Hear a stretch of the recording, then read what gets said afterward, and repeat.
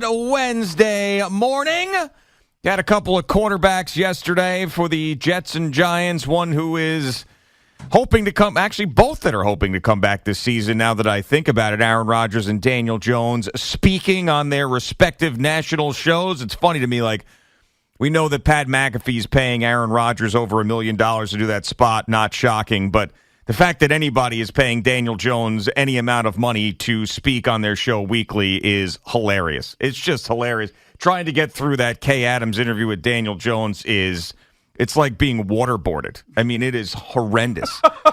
And like they're paying the dude to talk. Oh, man. But, all right, I don't want to start there, though. I want to start with I am putting my no. I am putting my full support behind Brian Daboll this morning. It's real easy to crap on this guy right now. It's real easy to say that he's the next Joe Judge, he's the next Ben McAdoo, and it's trended in that direction. It is not going to happen a third time. It's not. And this is the moment that it turns. He's a good coach. He's not like those two bums. He was the coach of the year for a reason. Things have sucked so far. The injuries have been bad. They've really, really looked horrible. But things will change this week, and I don't even care who the quarterback is, Daniel Jones or Tyrod Taylor. They're going to win this week, and they're going to go on a little bit of a run. I'm not saying they're making the playoffs, but he will save face this season because he's not like those other two guys. And Giants fans should believe in him, too, because he is not a bum like Joe Judge. Good morning, Boomer. How are you? Wow, good morning. You're showing empathy, I say. I am. Brian Daboll's my guy. What is the reason for that? Why did you come in here this morning so Couple strong? Of reasons. I want to know what has gone on in the last 24 hours because I didn't feel this support yesterday coming from you. Well, not so much. Well, the Jets I was really over yesterday and Zach Wilson, that whole thing at the end of the show. But Brian Daboll last year did something that I thought was impossible.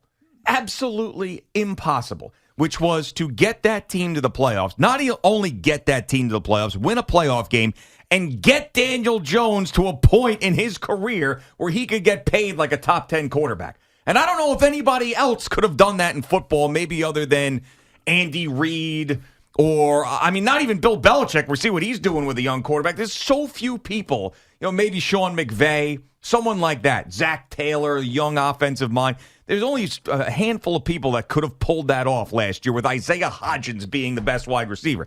And to me, in the NFL, that's not a fluke. It's not.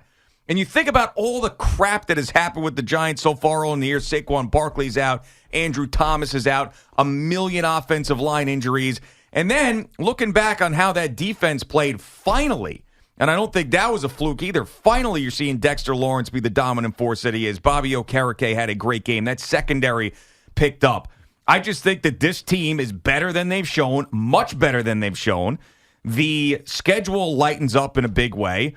And the one thing that I think can really make a team overachieve is a great head coach. And I cannot bail on Brian Daboll being a great head coach after a 1-5 start here after what he did last year. That's where it's coming from. Because everybody is expecting this team, and I understand why, because they've been terrible. And really, there's nothing that they've done that makes me have this opinion. There's nothing that they've done this year that makes me have this opinion. It's last year what they did, and me projecting forward with the schedule, thinking that they can be much, much better. So I can't. This guy came in and was the exact person that the Giants were searching for years and years and years. And I cannot now, after this start and all the injuries, say that he's an idiot. I can't. He's not Ben McAdoo. Who's saying he's an idiot? I don't think anybody's saying that he's an idiot. There's a lot of people that are comparing him to Ben McAdoo and Joe Judge, and those guys were not great head coaches. Now, Ben McAdoo has aged nicely. He's aged like a fine wine with the whole Patrick Mahomes thing. Yes. But still, he never got another opportunity as a head coach to prove himself. Joe Judge aged very poorly as he goes up to New England and becomes even a bigger joke. But when you compare Brian Daboll to those guys, you're basically saying that he's going to turn into a bad head coach and he's going to be a disaster like them. And I'm not doing it. I'm not doing it. Now, they could go and fall off a cliff and win 3 games this year. That could happen. I don't believe that it will because of him. Not so much of the players on the roster, but because of him. Yeah, but he doesn't make the tackles. He doesn't throw the passes. I understand. He is not the one that's kicking the field goals. So you know how I like to look forward to scheduling. You're a big schedule guy. Right, exactly. What's coming up? So you got Washington this week, and then, of course, the Jets. Then at Vegas, at Dallas, at Washington, and then New England at home. So that's your next 6 games. Yep. So what are you telling me in these next 6 games? You're telling me what?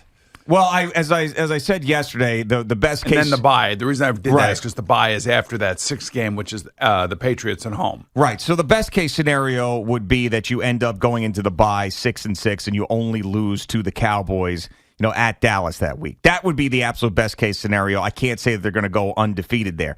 The most realistic scenario to me is that they win 3 of them, not 4 it'd be 5-1, right? Because there's 6 games.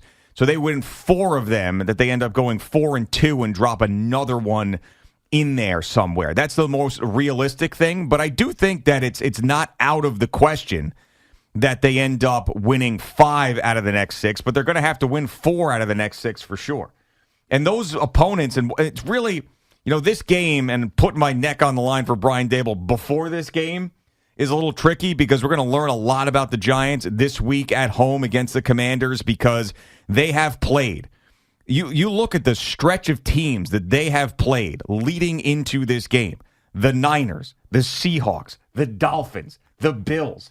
I mean, those are really good teams in the league this year. Gauntlet. Yes. So that's another reason why I'm saying, I don't want to totally dismiss the Commanders because every team in the NFL, any given Sunday, I understand. But they are not the level of opponent that they have just faced. And I believe that a win here, building off what happened, and they almost beat Buffalo, is going to get them going. And that Jet game is going to be absolutely huge for both of the teams. But after that, they should be able to beat Vegas. If they beat the Commanders, that means they could beat them again. The Patriots are in there. The Patriots are one of the worst teams in football right now. There's really an opportunity. The Giants are one of the worst teams in football. Right, exactly. Right now. I understand, and the Patriots are saying the same thing about the Giants right now. I would just say that, the Giants have accomplished something in history that no other team that has gone to the playoffs the year before has accomplished. They have the worst point differential in the history of the league for somebody who's coming off of the playoffs through the first 6 games of their season. That's why we're going to have a regression to the mean here. Okay, They cannot be that bad. They can't continue to be that bad. Who's playing quarterback for them this week? Do you know? I told you, it doesn't matter to me if it's Tyrod Taylor or Daniel Jones. They can win with either one of those guys against the Commanders. But when it comes down to the Jets and the Jets defense, I believe that they're going to need Daniel Jones to win that game, and Daniel Jones be the quarterback we saw in the playoffs against Minnesota and the second half against Arizona. In order to win that football game, it's going to be very difficult with the way that the Jets have played these quarterbacks. But this week, I believe they can win with Tyrod Taylor. You think that the Giants signing 2 guys off the street to play, to be in their rotation for offensive linemen? How's that working? Two guys off the street. First of all, their offensive line played a hell of a lot better. And it was in the worst case it could have been. Like they having Justin Pugh come in off the street, and yesterday they signed 2 more guys off the street. Yes. But looking into that one guy that they signed, he should have been here anyway in the first place. Exactly. Yes. So that's not necessarily off the street. But I know it looks bad. But how many times have we said in the NFL these things don't make sense? You know what? These teams don't make sense. Somehow things turn around in a heartbeat. If I am Brian Daboll, I am talking about the Detroit Lions from last year when they were 1-6 and came back at 9-8. Nobody thought that team was any good or had any talent. Everybody's slamming Jared Goff and everything else. Next thing you know, Jamal Williams is standing there on Lambeau Field crying because they had a winning season and beat the Packers and knocked them out of the playoffs. Yeah, and they're 13-3 of their last 16 going back to last year for the Lions. It's one of the reasons why people think the Lions are legit. Well, yeah, but sure. Here's the thing. A lot of young players there, a lot of good draft picks, a lot of top-end talent, both on the offensive and defensive line, and linebacker too, of course, for the Lions. But I don't know. I appreciate the silver lining Wednesday. I appreciate it. Yesterday I got on you a little bit for being pessimistic. It's not, but today I feel like it's a silver lining Wednesday. It's not silver lining. See, okay. I'm not trying to make what they have done positive. I can't. They're awful. No, but you're looking forward now to them. I'm not trying to put a silver lining on what happened to them. What I'm doing is projecting positivity going forward. Your manifestation is apparent. You're manifesting. What you are doing right now for the Giants, much like Aaron Rodgers does for himself, you are manifesting positivity right now. Well, I'm making an educated hypothesis on how this season could go. That's really what it comes down to. I don't think that they can be this bad the entire season. I don't believe it. That's a shame because they'd have a real good shot at one of these top 3 quarterbacks. Wouldn't that be something? I mean, how many times have we done this, though, here? Yeah, I mean, honestly. Now, if it's Caleb Williams, fine. And right now, I don't know. I mean, we'll get into this a little bit later, but some of the stuff coming out of his camp yesterday is frightening. Well, they're all frightening. Frightening. It's a whole different world we're living in. Frightening. But anyway, how many times have we gone through this? Unless you get the number 1 overall pick when you feel like there's a can't-miss guy there, like we felt about Trevor Lawrence, like we felt about Andrew Luck, then, I mean, it's a total crapshoot. I mean, we're talking about Zach Wilson, we're talking about Sam Darnold, we're talking about Daniel Jones. It was just like over and over and over again, the next savior. So, and you felt like you had the guy. I mean, let's see where we're at the end of the season with Daniel Jones before we're ready to discard him away after a miserable start here. I mean, you can't turn on a dime that quickly with guys who had that type of success in the league. And that's really what it comes down to is the recency bias of how bad they've been. I understand. But I was in shock at the job that the Giants did last year. Total shock. And it just can't be a fluke. Now, remember, that Giant team... They played an easier schedule last year than they did this year. Well, let's see them now against this easier stretch of the schedule now, right? So, I mean, the gauntlet that they went through just before here was harder than anything they did last year. I agree.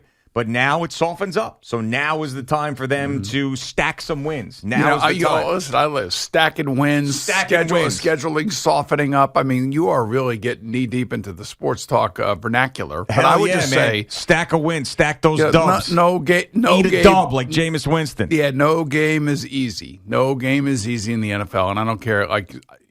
So for the Commanders coming into Giants Stadium this week, their fans could say, "Oh, the Giants, they suck. We're going to win this game." Absolutely, they should be saying that. But I would warn those fans, just like I would warn you and the Giant fans, saying, "Wow, the schedule's softening up. We could stack some wins here."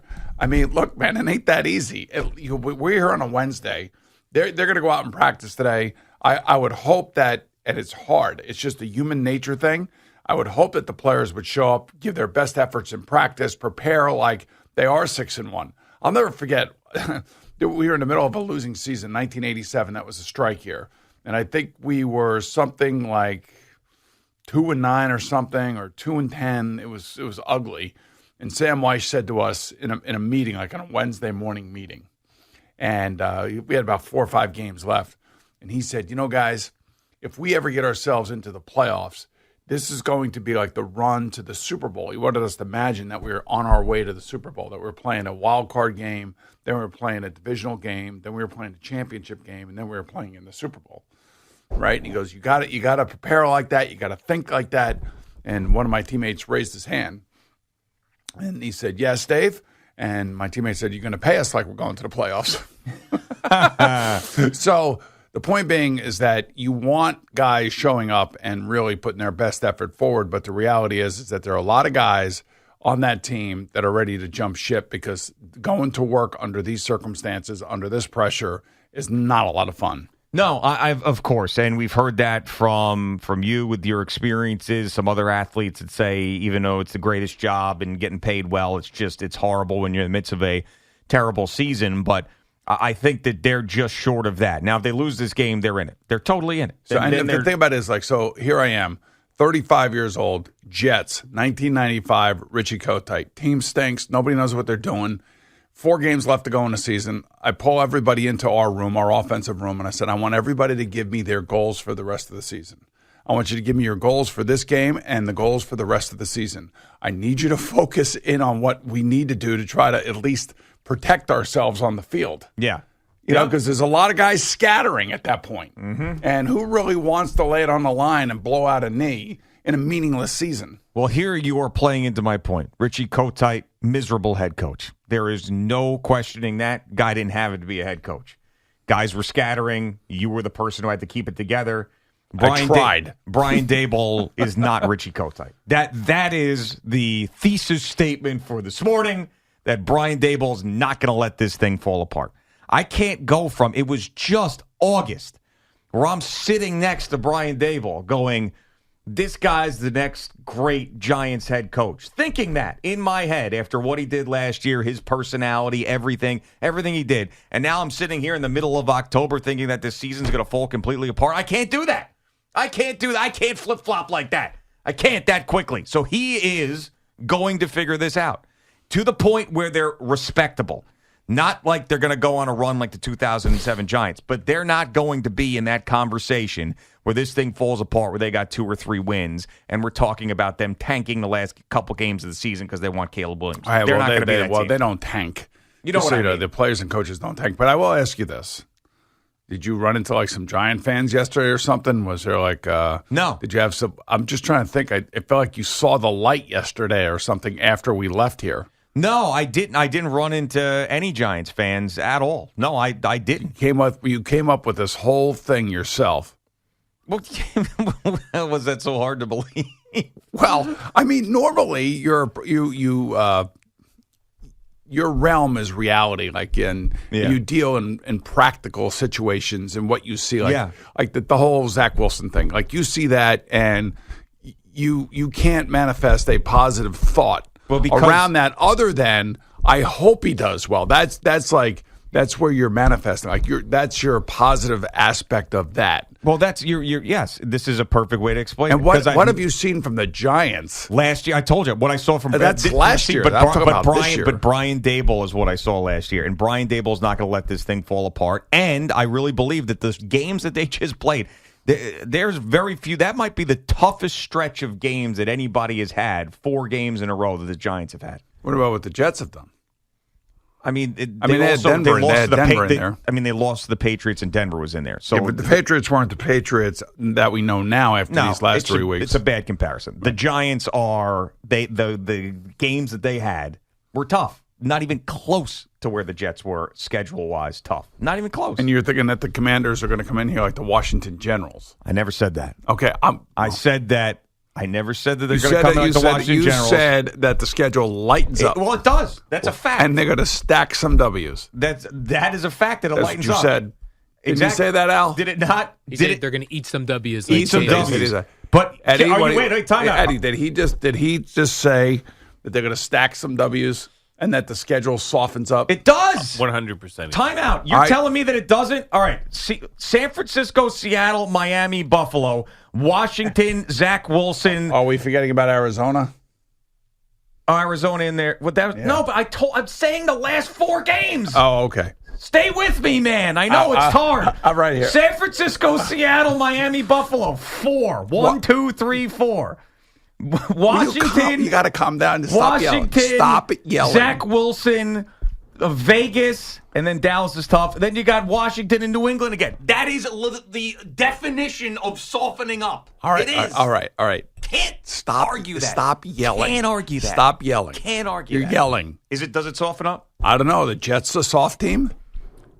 Zach Wilson's You think That's the problem. They're not playing the Jets; they're playing him. So you think the Jets are a soft team? No, they're just not as good as the Niners, the Dolphins, or I don't know. They embarrass quarterbacks that have come in here that were 1, 2, and 3 in the MVP race. Yeah, they embarrass them. Yeah, you're with Rob Sall on that today. Yeah, I'm just telling you, man. You're tough. You're tough. If I'm too negative, you're too negative. If I have a positive take, you're stupid for being positive. I don't know what to do. Wait. I didn't say that you were stupid. I never said that. The word stupid never came out of my mind. I heard it. Why you think I said stupid is beyond me. I never said that. You're oozing it. It's your. I'm not oozing and auraing nothing. Your aura is saying no. Well, I'm You're telling you, screaming and yelling over here over NFL when you did the schedule. whole you're saying it softens up. It does. It 100% softens up. There's no such thing as being soft in the NFL, unless of course the way you look at it. Well, okay. The teams they are playing coming up next are not as tough as the last 4 that they played. It's a fact. Did the Commanders win their last game? It's a fact. Okay, are the Commanders better than the Bills, the Dolphins, Seattle, or San Francisco? No. Okay, that's the point. We agree. Are the Commanders? Do they have more wins than the Giants? Yes, they do. That's not what I'm saying. What I'm saying is the Commanders Whose defensive aren't line, as good. Whose defensive line would you rather have, theirs or the Giants? The Giants. Dexter Lawrence is the best player there. Oh, okay. He's the man. He is. Now, I don't like Kayvon Thibodeau, but Dexter Lawrence is the best player. He's unbelievable. And he's back now. You saw what he did. Where's he saw what been? he did this last week. All right, we will take a break now. We'll get Jerry in here in just a couple of minutes. You'll hear from Aaron Rodgers and Daniel Jones from yesterday. It's Boomer and Gio on the Fan and CBS Sports Network.